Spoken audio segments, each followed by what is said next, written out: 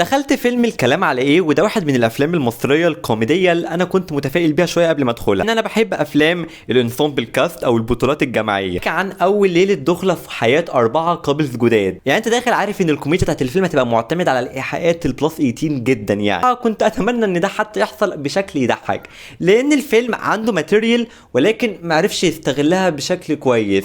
يعني لما يكون عندك 10 ممثلين وما يطلعش غير 2 3 بس اللي يضحكوا، الحقيقه ده شيء محبط بالنسبه لي. على مستوى الخطوط في الفيلم انا في رايي حاتم صلاح وجاني الشماشرجي ده الخط الافضل، كمان على المستوى الدرامي اكتر من الكوميدي. ولكن لو على المستوى الكوميدي فانا هميل الصراحه لخط مصطفى غريب ودنيا سامي، لانه كان شغال وفعال في بعض الاوقات.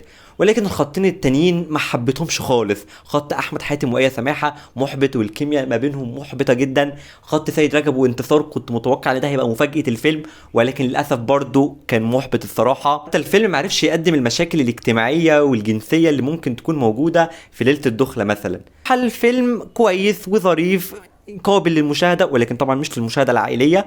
بس انا كنت حاطط توقعات اعلى من كده للفيلم، وكنت متوقع انه هيطلع منه ضحك اكتر من كده. من المشاكل اللي واجهتني في الفيلم بشكل عام الاخراج والمونتاج. المونتاج للاسف ما كانش سلس ابدا في التنقل ما بين القصص، وعلى المستوى الاخراجي انا ما حسيتش ان السكرين تايم لكل قصه واخد قد التاني بالظبط. كان في خط بنسرح فيه جدا وببقى نسيت ان في خط تاني اساسا.